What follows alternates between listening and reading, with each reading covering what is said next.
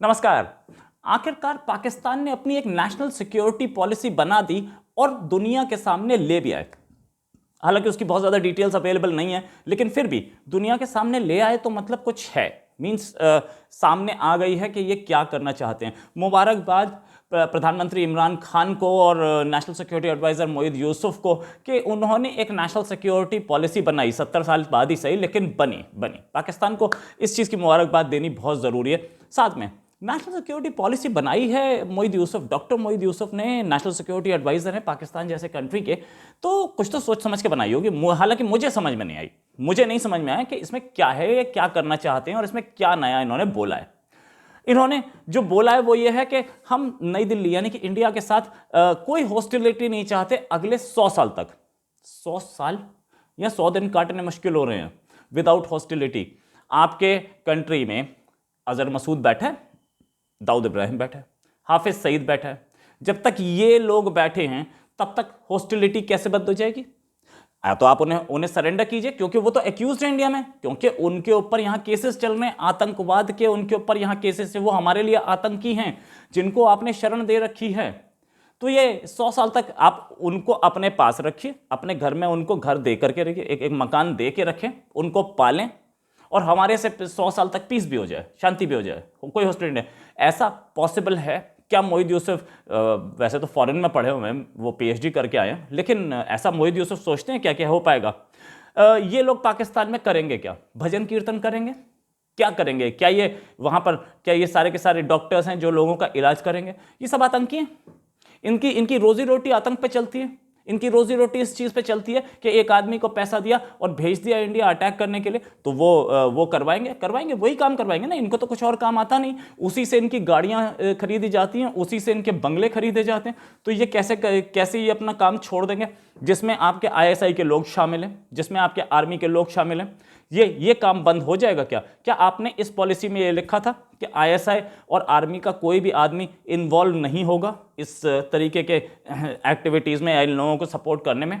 मुझे तो नहीं लगता ऐसा कुछ लिखा है। हाँ, हालांकि सिर्फ 62 पेज खोले हैं, बाकी अभी भी उन्होंने बंद रखे हैं, वो सीक्रेट है। तो हो सकता है उसमें लिखा हो, लेकिन बताया तो नहीं कुछ भी ऐसा।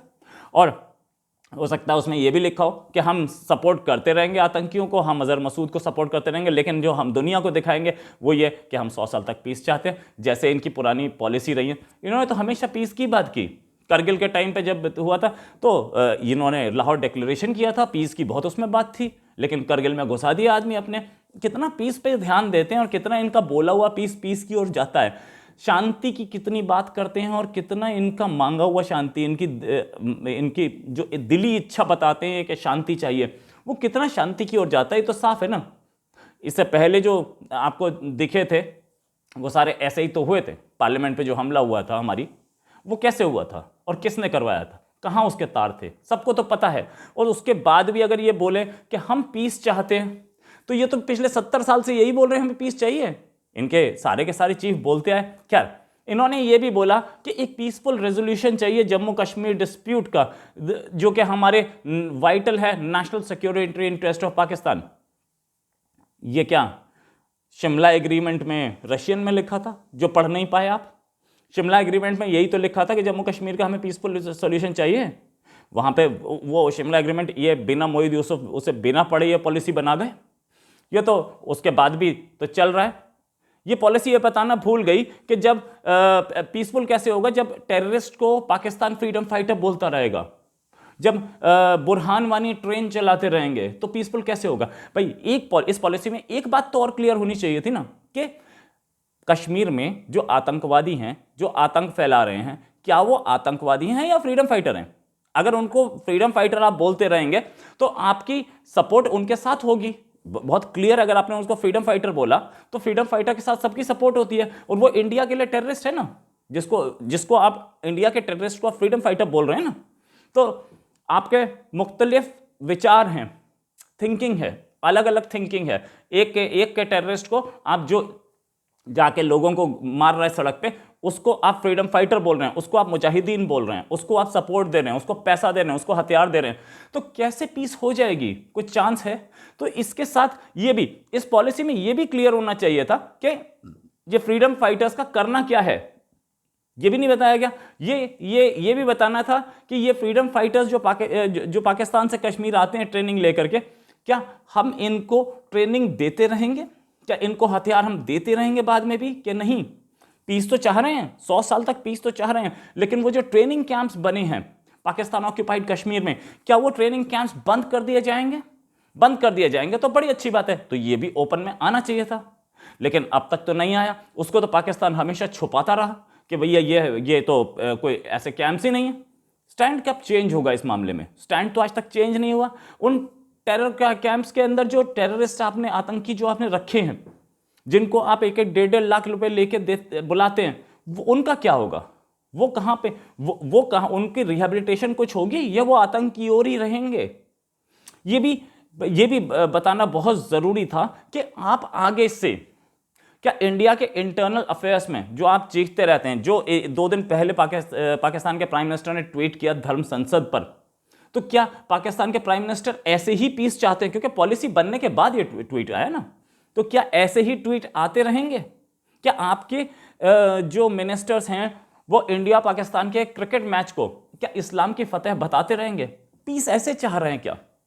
क्या आपके जो लोग हैं वो अंदर घुसने की कोशिश करते रहेंगे इंडिया में? क्या आप जिनको पैसे देके कर रहे हैं, यहां पे ड्रग्स गिरा रहे हैं, आपके ड्रोन पकड़े जा रहे हैं, क्या ये उस पीस की ओर जाने का रास्ता है? क्या आपने बताया, क्या इस पॉलिसी डॉक्यूमेंट में है? 100 साल तक पीस कैसे आएगी जब आपके यहां के लोग इसी चीज में लगे हैं कि कैसे ही इंडिया में गड़बड़ फैलाई जाए। वहां पर बैठ करके आप सीधे इंडिया की तरफ से जो डोजियर दिए जाते हैं उसको आप 3-3, 4-4 घंटे में रिजेक्ट करते थे बिना किसी इन्वेस्टिगेशन के, जिस पर वहां हेडली को अमेरिका में सजा हो जाती है 30 साल से ज्यादा की। अमेरिका की अदालतें गलत थी क्या या आपकी सही है? तो ये कैसे आएगी? लॉन्ग लास्टिंग पीस कैसे आएगी? 100 साल तक पीस कैसे आएगी? पाकिस्तानी अदालतें बिना किसी प्रूफ के हमारे एक सिटीजन को जिसको ईरान से अबडक्ट किया गया उसको आप फांसी की सजा दे देते हैं। फिर उसके बाद इंटरनेशनल कोर्ट ऑफ जस्टिस बोलता है कि नहीं, इस सजा को आप दोबारा देखिए। इंटरनेशनल कोर्ट ऑफ जस्टिस के सामने कोई प्रूफ रहा होगा तब बोला होगा, आपको तब भी नहीं दिखा। और आपकी जो मिलिट्री की अदालत है, मिलिट्री की अदालत ऐसे केसेस पे अपने कब तक जजमेंट देती रहेगी जिसमें किसी का वकील ना हो, सीधे जजमेंट आए, जजमेंट की कॉपी भी आपको पता लगानी पड़े कोर्ट में, एक एफिडेविट, एक याचिका दायर करके। तो ये सारी चीजें हैं जिसको पाकिस्तान को सोचना बहुत जरूरी है। हालांकि अभी कुछ स्टेटमेंट्स आए हैं पाकिस्तान की तरफ से कि हम इंडिया से बेटर रिलेशंस चाहते हैं even without settlement of Kashmir, लेकिन अभी कुछ महीने पहले ही ये पॉलिसी डॉक्यूमेंट उस समय बन रहा था, उस समय ये बोल करके कि 370 दोबारा लगाएंगे तब हम ट्रेड शुरू करेंगे। तो उस समय ये पॉलिसी डॉक्यूमेंट बन रहा होगा या फाइनल स्टेजेस पे, क्योंकि पॉलिसी डॉक्यूमेंट सुना है कि पिछले 10 साल से बन रहा था। तो ये अभी 3-4 महीने पहले का ही तो गेम है वो, कि जब आपने मना कर दिया तो उस समय तक आपको नहीं लग रहा था? क्या आपके नेशनल सिक्योरिटी एडवाइजर ने नहीं बताया था कि हम 100 साल की पीस की बात कर रहे हैं, हम 100 साल तक पीस चाहते हैं इंडिया से? नहीं, ऐसा कुछ बताया नहीं गया, मुझे भी नहीं लगता कि कुछ बताया गया है ना। वो मोहिद यूसुफ जो ये बताते हैं कि मैं पॉलिसी बना रहा हूं और इससे कंट्री सेफ होगा, 100 साल तक इंडिया से पीस चाहूंगा, वो बातें छुपा क्यों जाते हैं अपनी गवर्नमेंट से? उन्हें बताना चाहिए था उसी समय कि भाई हम तो 100 साल तक पीस की बात कर रहे हैं, कश्मीर के पीसफुल सॉल्यूशन की बात कर रहे हैं, और आप ट्रेड रोक रहे हो। क्यों, किस बेसिस पे रोक रहे हो? कि 370 दोबारा लगाई जाए तब हम ट्रेड करेंगे।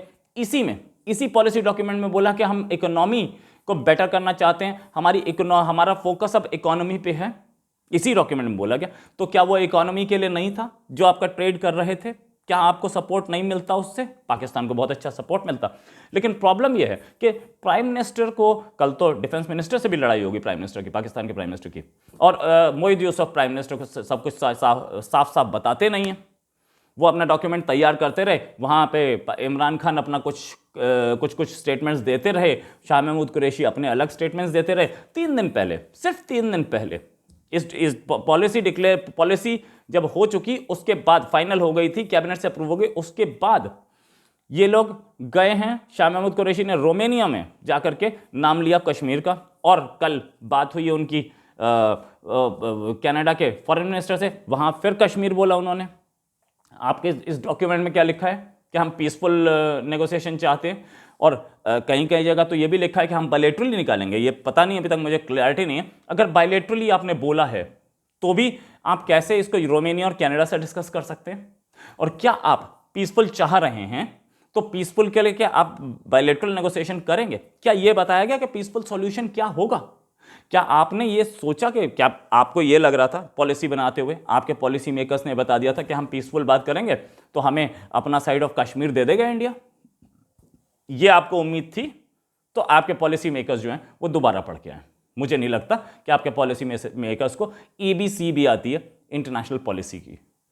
पीस से कभी इंडिया अपनी साइड दे देगा या आप अपनी साइड दे देंगे? मुझे तो नहीं लगता। मोहित यूसुफ को लगता हो तो बड़ी अच्छी बात है।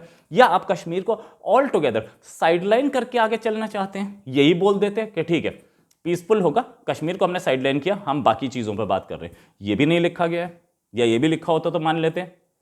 100 साल की पीस की बात की है, कश्मीर पीसफुल नेगोशिएशंस पे जाएगा, लेकिन पीसफुल नेगोशिएशंस का एंड क्या है? एंड तो मुझे कहीं नहीं दिखता। ये भी तो पता होना चाहिए, एक कंट्री की लाइफ में ये पता होना चाहिए कि 10 साल बाद ये कंट्री कहां जाएगा, 20 साल बाद ये कंट्री कहां जाएगा। ये फ्यूचर थिंकिंग फॉर्मेट किसी के हाथ में नहीं है। तो इस पॉलिसी डॉक्यूमेंट का भी मुझे लगता है कि रद्दी की टोकरी में जाएगा 10 दिन बाद। इसी के साथ एक और खबर के साथ फिर हाजिर होंगे। नमस्कार, जय हिंद।